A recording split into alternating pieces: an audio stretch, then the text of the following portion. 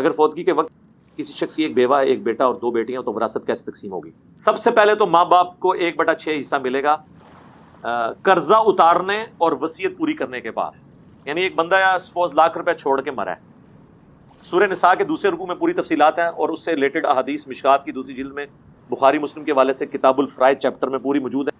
موٹا موٹا طریقہ یہ ہے کہ جب کوئی بندہ مر گیا، مرد اگر مرا ہے، تو مرنے کے بعد اس کا قرضہ اتارا جائے گا پورے مال میں سے. نمبر 2، اس نے جو وصیت کی ہوئی ہے، اور وصیت بھی ادر دین وارث ہونی چاہیے، وارث کو وصیت نہیں کر سکتا. اور نبی علیہ السلام کی حدیث ہے کہ وارث کا حق اللہ نے مقرر کر دیا، آپ کو وارث کے لیے وصیت نہ کرے، صحیح بخاری میں موجود ہے.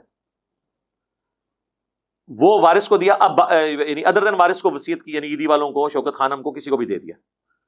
اب باقی جو بچ گیا وہ اس میں تقسیم ہو. اب اس کیس میں ہوگا کہ اگر اس کی ایک بیوہ ہے، سب سے پہلے تو یہ لکھنا چاہیے تھا ماں باپ اس کے زندہ ہیں یا نہیں. اگر تو ماں باپ زندہ ہیں تو پورے مال کا 1/6 ماں کو اور پورے مال کا 1/6 باپ کو ملے گا. اور اگر وہ نہیں ہے تو پورے مال کا 1/8 بیوی کو.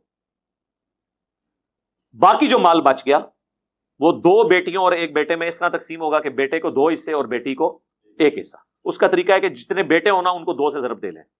بیٹا 1 ہے نا، 2 سے ضرب دے دی تو 2 ہو گئے. بیٹیاں اتنی رہیں 2، تو یہ ٹوٹل بن گئے 4 حصے. 4 حصوں میں سے 2 حصے بیٹے کو دے دیں، اور جو بیٹیاں ان کو 1 حصہ دے دیں، تو وراثت تقسیم ہو گئی.